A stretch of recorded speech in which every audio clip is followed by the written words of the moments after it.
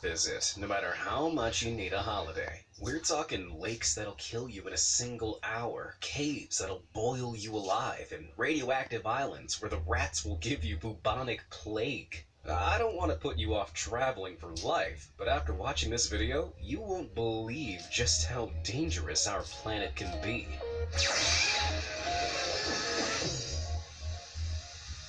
Death Road. If you're planning a road trip, you might want to steer clear of Yungas Road in Bolivia.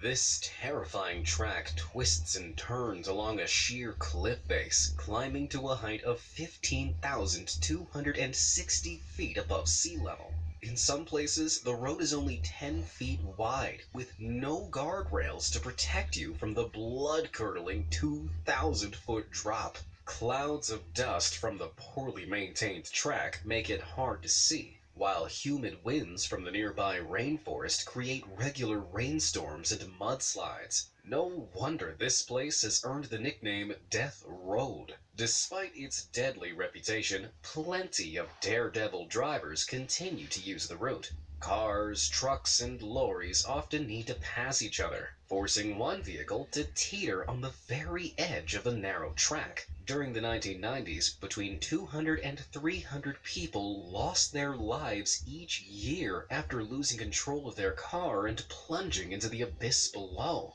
Thankfully, in 2006, the Bolivian government built a newer, safer road which most cars choose to drive on instead. And who can blame them? If you do insist on driving Death Road, which is technically now illegal, though rarely enforced, remember there's no turning back once you begin. You are not going to want to make a U-turn. With places like Yungas Road, clearly the world can be a scary place. So, staying home and watching YouTube all day is just the responsible choice, right? If you agree, you should probably like this video and subscribe to be amazed. I post awe-inspiring content that'll keep you entertained daily. Now let's venture back to the most dangerous places on Earth. Nika Crystal Cave.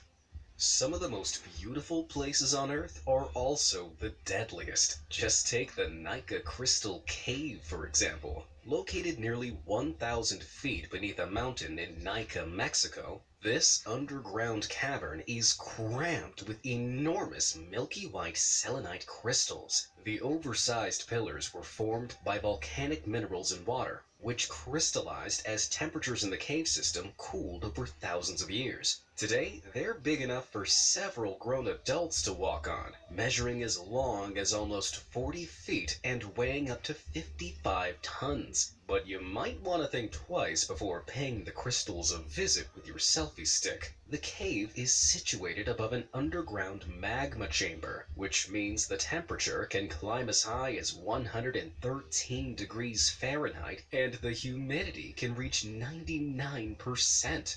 As a result, the air is so saturated with moisture that sweat can't evaporate from your skin to cool you down, making it difficult to survive more than 10 minutes without risking heat stroke, organ failure, and death. Today, scientists who visit the crystals must wear a special cooling suit with its own supply of chilled air. And even then, they can only tolerate the conditions for an hour max. Yeah, I'll probably admire the crystals on Google Images for now. Snake Island. You'd have to be seriously silly to visit this island off the coast of Brazil. Officially named Ilha da Queimada Grande, it's more commonly known as Snake Island. Beneath the tree line, you'll find a wriggling, writhing mass of around 4,000 deadly serpents, just waiting to sink their fangs into unsuspecting sightseers. These snakes are actually a rare kind of pit viper called the golden lancehead, known to be one of the deadliest snakes in Latin America. Their venom contains hemotoxins that will melt the flesh they bite, destroying red blood cells and causing death in under an hour. These snakes are not messing around. But how did the snakes get to the island in the first place? Well, Snake Island was once attached to the Brazilian coast before several millennia of rising sea levels separated it from the mainland. Because there were no predators and plenty of seabirds to eat, the stranded snakes thrived to a terrifying extent. There are now estimated to be between 1 and 5 golden lanceheads for every square meter of island, meaning that visitors are never more than a few feet away from a slithering adversary. The risk is so great that the Brazilian Navy has banned any human from visiting Snake Island, with the exception of scientists conducting essential research. I can't say I'm disappointed. Death Valley.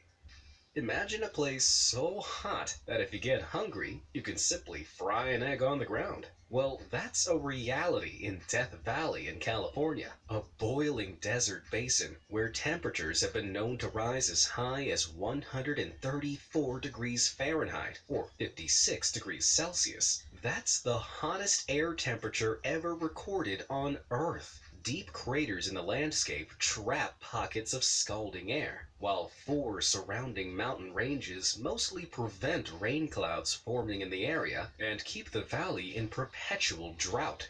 For this reason, every Death Valley sightseer runs the risk of heat stroke and dehydration, with 1 to 3 deaths per year from heat-related causes. Visitors also need to keep a watchful eye out for the valley's teeming population of dangerous animals, including rattlesnakes, scorpions, black widow spiders, and mountain lions. Sounds like overkill to me. But if all that doesn't turn you off visiting, whatever you do, don't take off your shoes while you're there. In 2017, one tourist was hospitalized with third-degree burns after walking barefoot in Death Valley, where the ground can get as hot as 201 degrees Fahrenheit. Also, just because you can fry an egg on the floor doesn't mean you should. Park rangers spend hours every day cleaning up shells and empty cartons, and have informed visitors that their fried egg habit has gone beyond a joke.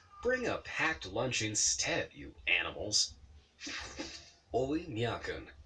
Moving from extreme heat to extreme cold now, nowhere will send a shiver down your spine quite like Oymyakon in eastern Russia.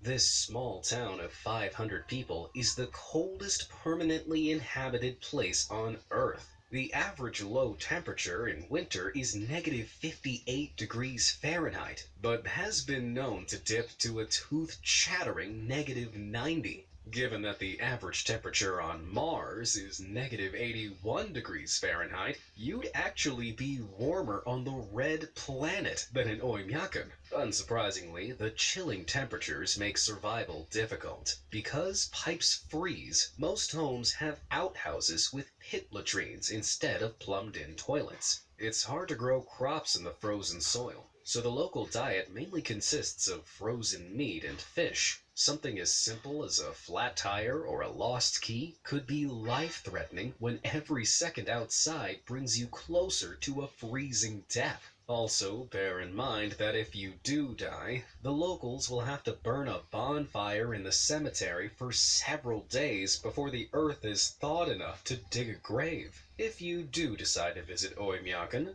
don't forget your wallet. Keeping warm is an expensive business. In order to go outside safely, the townspeople must wrap up in thick fur coats that can cost more than $1,500. As the average wage in Oymyakon is $600 a month, many people take out a mortgage in order to afford the furs they need to survive. Even with furs, the air is so cold that it'll freeze your eyelashes and saliva into painful needles within just a few minutes. This place makes the inside of your freezer sound like a tropical paradise. Horrible holes. What's 1,500 miles long, 44 miles wide, and full of creepy creatures? No, not the queue for your local McDonald's. The Mariana Trench, of course. Located in the South Pacific Ocean between Hawaii and the Philippines, this crescent-shaped scar in the seabed descends 7 miles into the Earth's crust. making it the deepest point on Earth. In fact, the Mariana Trench is so deep that if you dropped Mount Everest into it, the peak would still be 7,000 feet below sea level. That's deep, man. As you've probably guessed, the Mariana Trench isn't a great location for a quick swim. Sunlight can't penetrate its depths, meaning that the water is pitch black and just a few degrees above freezing. The pressure at the bottom of the trench is a bone-crunching 8 tons per square inch, which is 1,000 times the standard atmospheric pressure on dry land. That means that if you exited your submarine at the bottom of the trench, any pockets of air in your body would instantly collapse under the weight of the water. Wave goodbye to functioning lungs. If that isn't bad enough, it's also worth remembering that while thousands of people have climbed Mount Everest, fewer than 20 have ever visited the bottom of the Mariana Trench. As a result, we know comparatively little about what could be down there, lurking in the darkness. Scientists do know what's inside another of Earth's terrifyingly deep ocean crevices, though. The 407-foot deep Great Blue Hole in Belize. This giant marine sinkhole began life more than 14,000 years ago as a limestone cave before it was flooded by rising sea levels. The hole is large enough to be seen from space and attracts thousands of tourists every year. But be warned, inexperienced divers could easily find themselves struggling against the strong currents at the sides of the hole, which threaten to send you plunging into the abyss. On top of that,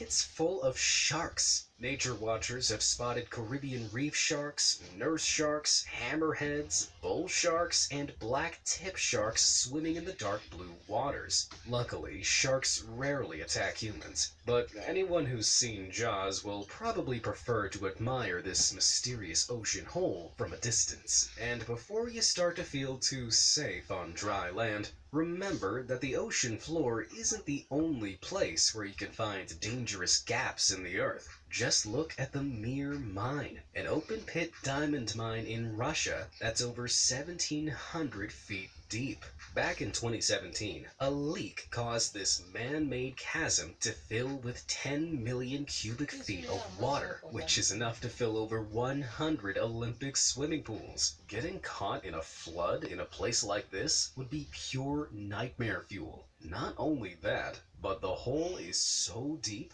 that helicopters are banned from flying over it in case they're sucked in by downward air currents. That's right. Navigators fear that warm air rising from the pit and meeting cold air at the surface will create a powerful vortex, pulling down small aircraft. That's a whole lot of trouble.